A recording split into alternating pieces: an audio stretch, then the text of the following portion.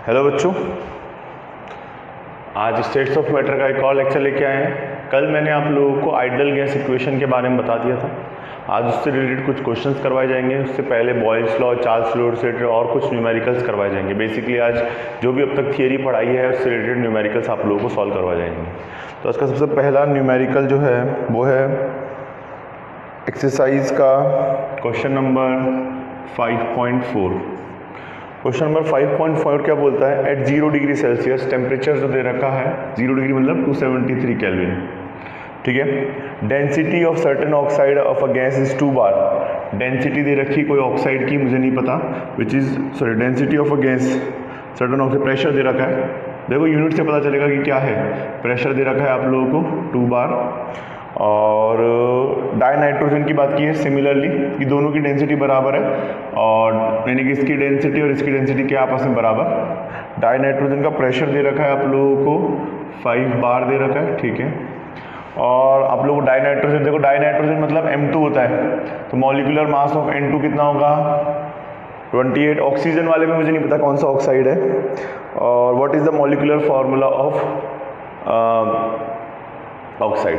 तो देखो फार्मूला क्या होता है, P is equals to DRT upon M।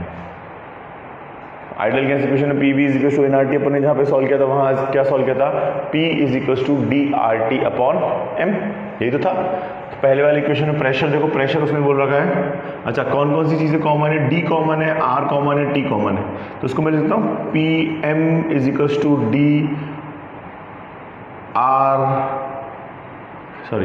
DRT बराबर, बस वैल्यू रख दो। P मुझे नहीं पता, P दे रखा है, सॉरी 2 बार मॉलिक्यूलर मास। अच्छा DRT हो, तीनों चीज़ें क्या है? कॉमन, मतलब ये वाली वैल्यू, ये पहले वाले के लिए तो मैं P और M की वैल्यू रख के DRT कॉमन लिखा रहा हूँ। 2 इक्वेशन बना रहा हूँ, एक इससे बनाऊंगा, एक इससे बनाऊंगा। P दे रखा है 2 बार, M मुझे नहीं पता, D कांस्टेंट है, R कांस्टेंट है, T कांस्टेंट है। मैंने पहली इक्वेशन बनाई इस वाली से। दूसरी इक्वेशन बना रहा हूँ मैं PM। P कितना दे रखा है? इक्वेशन नंबर 1 नाम दे दिया, इक्वेशन नंबर क्या नाम दे दिया? 2। मॉलिक्यूलर मास कितना होता है इसका? 28। तीनों में D, R और T जो है वो कॉमन है, इसका मतलब दोनों की वैल्यू क्या है? बराबर है। ये वाली बात क्लियर है? दोनों की वैल्यूज को क्या कर देंगे? इक्वल्स टू रख देंगे। बस अब तो सिंपल सा फंडा है। कैसे करेंगे? दोनों की वैल्यू बराबर कर दो। 2M फ्रॉम इक्वेशन 1 एंड 2, पूरा अच्छे से लिखो। फ्रॉम इक्वेशन 1 एंड 2 से अगर बात की जाए तो 2 इंटू M, 5 इंटू 28। सॉल्व कर दो, ये आ जाएगा मॉलिक्यूलर मास बराबर है PM, हाँ मॉलिक्यूलर मास आ जाएगा 5 upon 28 upon 2। This one is a 14, 70। यानी कि जो मेटल ऑक्साइड है उसका मॉलिक्यूलर मास कितना हो जाएगा? 70। एक्सरसाइज का क्वेश्चन नंबर 5.4 ये एक अच्छा क्वेश्चन है, इसको अच्छे से कर सकते हो आप आराम से, कोई दिक्कत नहीं है। क्लियर है? नोट कर लो बच्चों। आप लोगों को देखो न्यूमेरिकल में प्रॉब्लम क्या आ रही है कि न्यूमेरिकल कैसे डील करना है सर। तो देखो न्यूमेरिकल डील करने का एक ही तरीका है कि आप लोगों को हर एक लाइन पढ़ो और वैल्यूज लिखते जाओ। अगर आपको वैल्यूज लिखना और वैल्यूज रखना आ गया तो प्रॉब्लम सॉल्व। वैल्यूज को हर एक, मैंने देखो टेम्परेचर लिखा 273, प्रेशर लिखा, फिर दोनों केसेस में बोला डेंसिटी बराबर है, तो टेम्परेचर अगर उसने कोई चेंज नहीं बताया तो टेम्परेचर भी बराबर है। फिर R की वैल्यू कांस्टेंट होती है, तीनों की वैल्यू को मैंने क्या मान लिया? कांस्टेंट। और आप लोगों को फॉर्मूलेज भी याद होनी चाहिए, तब प्रॉब्लम सॉल्व होती है, अदरवाइज वो प्रॉब्लम ऐसे की ऐसे ही रहती है।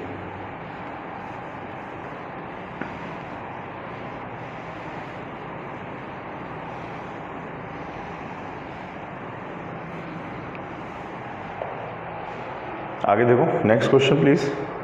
नेक्स्ट अपन कराते हैं 5.4 करा लेते हैं, कोई दिक्कत नहीं है। 5.5 सॉरी, क्वेश्चन नंबर 5.5। दोनों आइडियल गैस बेस है, इसलिए आइडियल गैस बेस है। Pressure of 1 gram of ideal gas A। अच्छा, प्रेशर दे रखा है आप लोगों को A का, PA दे रखा है 2 बार, ठीक है। क्वांटिटी दे रखी है WA, वेट इन ग्राम दे रखा है 1 ग्राम। मैं सब इक्वेशन से लिख रहा हूँ। टेम्परेचर दे रखा 27, तो टेम्परेचर कैल्विन में कर लेंगे 27 प्लस 273 कितना हो गया 27 + 273 कितना था 273 300 टेम्परेचर कितना हो गया 300 केल्विन, ये इतना दे रखा है। फिर आगे बोलना है व्हेन अनदर 2 ग्राम, इस बार बी की बात की है, WB वो दे रखा है आप लोगों को 2 ग्राम, टेम्परेचर सेम है, टेम्परेचर जो था वो 300 केल्विन है, कोई दिक्कत ही नहीं है। प्रेशर जो है वो हो गया 3 हो गया, पहले प्रेशर क्या था 2, ठीक है, अब प्रेशर कितना हो गया ऐड करने पर 3 हो गया, तो ओवरऑल ए का प्रेशर कितना था 1। भाई मैं बोल रहा हूँ कि मेरे पास 2 रुपये थे, अब 4 हो गए या 5 हो गए, ठीक है, चेंज कितने का आया 3 रुपये, मेरे पास ऐड कितने हुए 3। वैसे प्रेशर इनिशियली 2 था, बाद में ऐड होने पे 3 हो गया, तो पुराना जो ए का प्रेशर है वो कितना हुआ 1 बार। आगे देखिए क्या पूछा है उसने,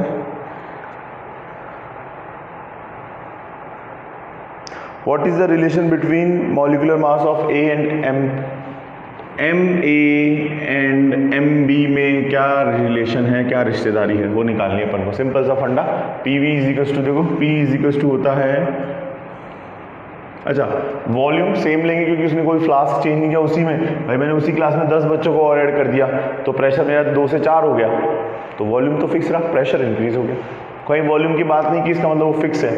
P equals to W/M, volume भी ले लेते हैं साथ में, वॉल्यूम RT। देखो क्या क्या चीज़ें कॉमन है, टेम्परेचर कॉमन है, ठीक है, R कॉमन है, मॉलिक्यूलर मास का रिलेशन अपन को निकालना है, और वॉल्यूम कॉमन है, तो सारी टर्म्स जो कॉमन है उनको एक तरफ ले लो, तो मैं लिख रहा हूँ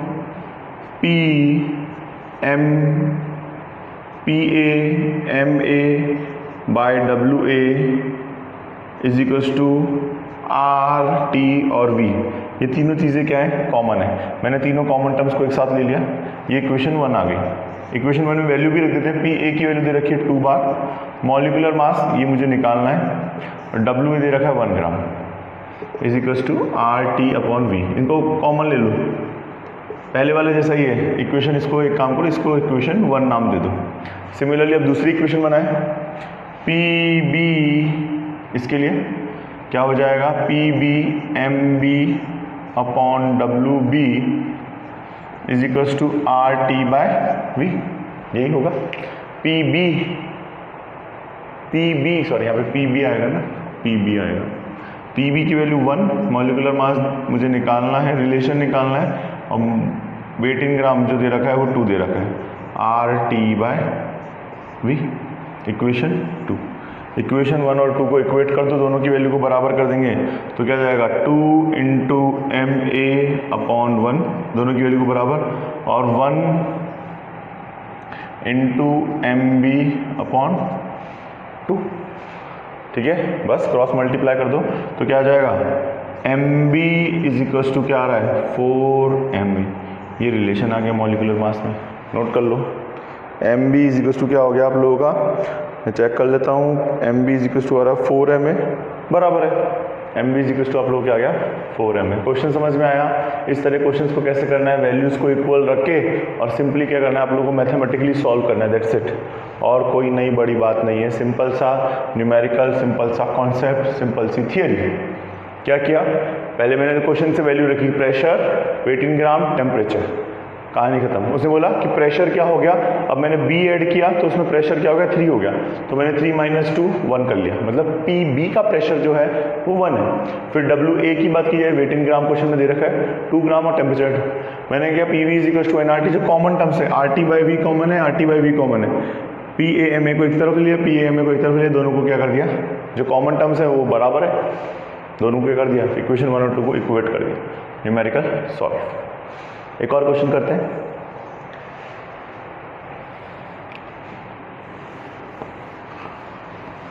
इस तरह के क्वेश्चंस तुम लोगों को आने चाहिए बेटा, न्यूमेरिकल्स आ सकते हैं इस चैप्टर में, आप लोगों को न्यूमेरिकल वाला सेक्शन आना ही चाहिए, वो चीज़ तुम्हें पता होनी चाहिए अच्छे से।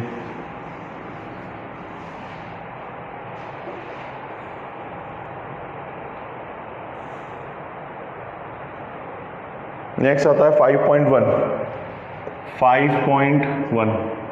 Question 5.1 What will be the minimum pressure required to 5 decimeter cube of air and 1 bar pressure to 200 decimeter cube and volume temperature दे रखा है। देखो टेम्परेचर कांस्टेंट रिलेशन जो था Boyle's law P1 V1 is equals to P2 V2 where temperature is constant, T is constant over here, that temperature is 30 degree Celsius in all over the reaction, जो अपन को मतलब नहीं है। अपन को क्या करना है, वैल्यूज रखनी है। पहले देखो P1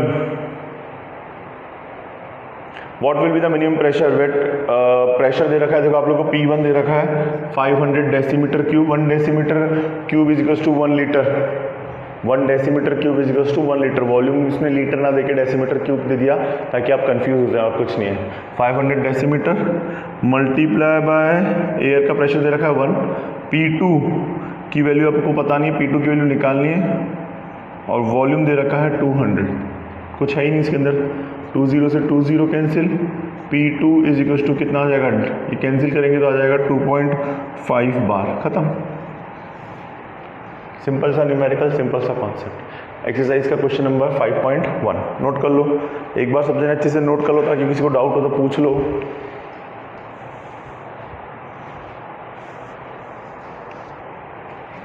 क्लियर है?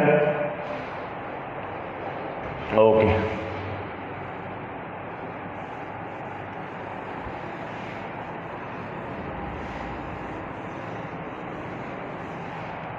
नेक्स्ट एक्सरसाइज का क्वेश्चन नंबर 5.2। क्वेश्चन नंबर 5.2 ये बोल रहा है वेसल इज अ कैपेसिटी दे रखी है वेसल की, वॉल्यूम दे रखा है आपको कितना 1.20 ml मिलीलीटर, टेम्परेचर फिक्स दे रखा है, प्रेशर जो दे रखा है 1.2 बार दे रखा है प्रेशर, है ना। The gas of transfer to the another vessel, अब वही गैस मतलब क्या बोल रहा है कि एक ग्लास एक वेसल में गैस थी, ठीक है, उसका वॉल्यूम ये था, उसका प्रेशर ये था। अब ये सारी की सारी गैस दूसरे किसी ज़्यादा वॉल्यूम है ना, हाँ ज़्यादा वॉल्यूम वाले में ट्रांसफ़र कर दी, तो अब उसका प्रेशर क्या होगा, बात समझ में आई क्वेश्चन। और टेम्परेचर दोनों केस में फिक्स है भाई। एक बाउल में गैस भरी हुई थी, मैंने क्या किया उसको एक बड़े बाउल में ट्रांसफ़र कर दिया, उसका मुझे वॉल्यूम दे रखा है, उसका मुझे प्रेशर दे रखा है। बड़े बाउल का वॉल्यूम दे रखा है शायद 120 ml की 120 ml सॉरी, और ये वाला बड़ा वाला ऑयल का वॉल्यूम दे रखा है, वॉल्यूम वी दे रखा है 180 ml। आप लोगों को क्या निकालना है, what would be the pressure.